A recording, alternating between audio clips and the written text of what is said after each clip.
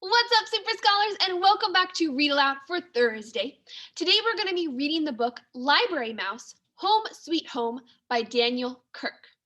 We have read another Library Mouse book as this is a series, and today the Home Sweet Home adventure is going to be connected to what we've been talking about in Article a Day, how we've been traveling around the world to different homes and how people lived. We're going to see that come alive in Library Mouse, Home Sweet Home. So let's get started.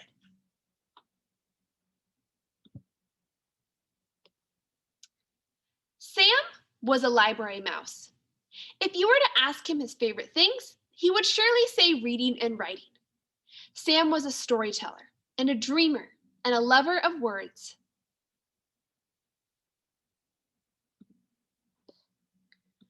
But if you were to ask Sam's friend Sarah what her favorite things were, she would say exploring and having adventures. Though they had different interests, Sam and Sarah were the best of friends. One night, the two mice were surprised to discover half-empty library shelves and boxes packed with books. Sam's heart was pounding as he climbed up onto the librarian's desk and read the papers he found there. Renovation, he said warily. Sarah asked, "What does that mean?" Sam frowned as he went to the dictionary to see what the word meant. To make new again, he read aloud. So they're going to redo the library. But it looks perfect to me just the way it is. And if those plans are right, they're going to have to take it all apart before they can fix it. Where will we live while the work is done? The two of us will have to go exploring and find a new home, said Sarah. In the library kitchen, Sarah led Sam into the dark space beneath the sink. There's room in here for a couple of mice, she said. But the sound of running water in the pipes made Sam feel very nervous. Next, Sam and Sarah crept down to the basement. Let's keep looking, Sam said with a shudder, eyeing a dusty old mousetrap in the corner. What about this? Sarah said, as they climbed up the creaky stairs to the library attic. Nobody ever comes up here. I can see why, Sam said, gazing into the shadows. There's too much space up here for me. I need a home that's a little cozier. Sarah said, then you could build a house right here, Sam, something just your size. That's a great idea, Sam said. I'm going to build the perfect house for a library mouse. And I'll build one too, Sarah said. A house for an explorer who has adventures. First, Sam and Sarah moved all their belongings up to the attic. I hope they haven't packed up the architecture books yet, Sam said. Architecture? Sarah repeated. What's that? It's the art of designing buildings, Sam answered.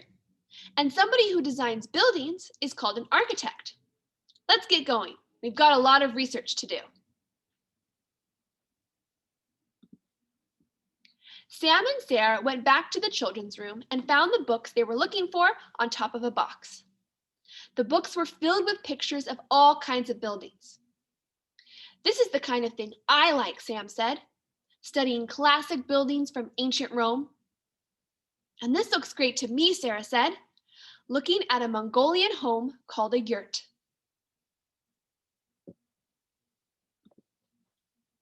The two mice gathered materials from anywhere and everywhere in the library. Then they hauled their supplies up to the attic and began making their new houses. Building was hard work. Sam used cardboard and tape for the walls and tubes from paper towel rolls for the columns. When he was finished with his house, he stood back to take a look.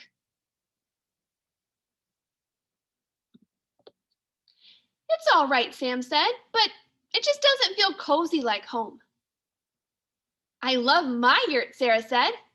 This isn't the perfect house for a library mouse, Sam said. Let's go back down to the children's room. Maybe I'll find something to get me inspired.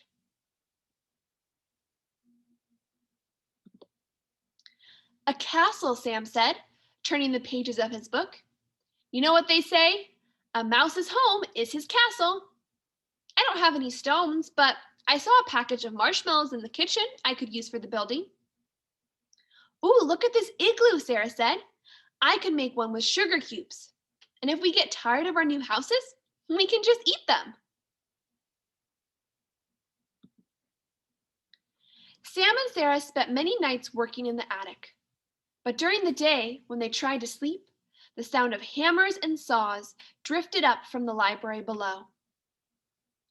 Finally, Sam finished his castle. It looks very grand, he said, and I feel safe in there. But it just doesn't feel like home.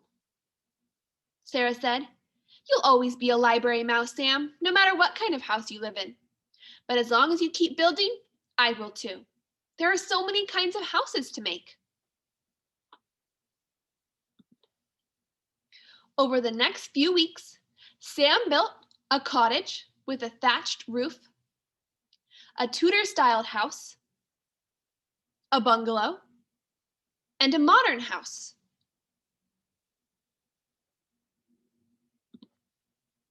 Sarah had fun making an acorn-shaped house from Bolivia, an earthen castle from Togo, a Vietnamese tilt house, and a space-age geodesic dome.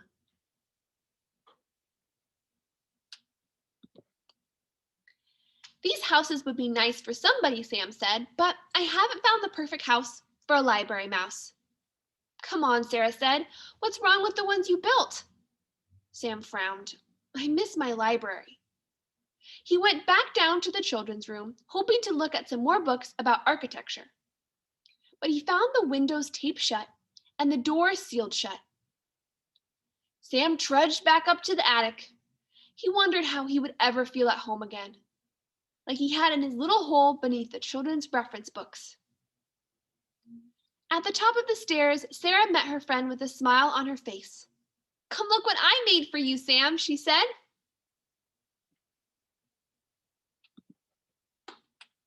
I found an old book in the corner. It's called an atlas, and it's full of maps. I stood it on end and opened it up, and just like that, I made you an A-frame house, like one I saw in a book. Wow, Sam said, lying on his back and looking up at the map that made the slanting walls on his new home.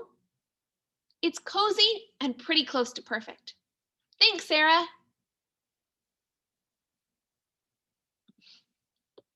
Sam loved his new house, and he was very happy. But when he tried to go to sleep, he tossed and turned. With a start, he realized it was because the library was too quiet. There wasn't any hammering or pounding anymore. Later that day, Sam went to get Sarah. I think they finished working on the library, he said. Let's take a look. Sam gasped at the sight of the new renovated library.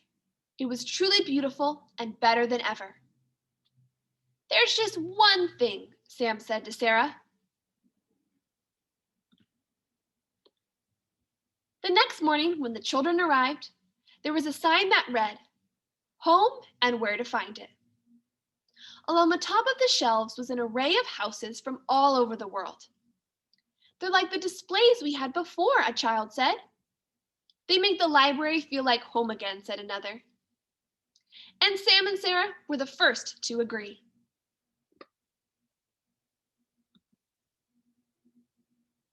The end. And if you take a look, here's a description of all the different kinds of houses that were talked about in the story, how people live all over the world. Thank you so much, awesome super scholars, for joining me for our next library mouse book in the series and going on more adventures around the world. So for right now, let's shake it out, move our body after read aloud, and get right on back to our work.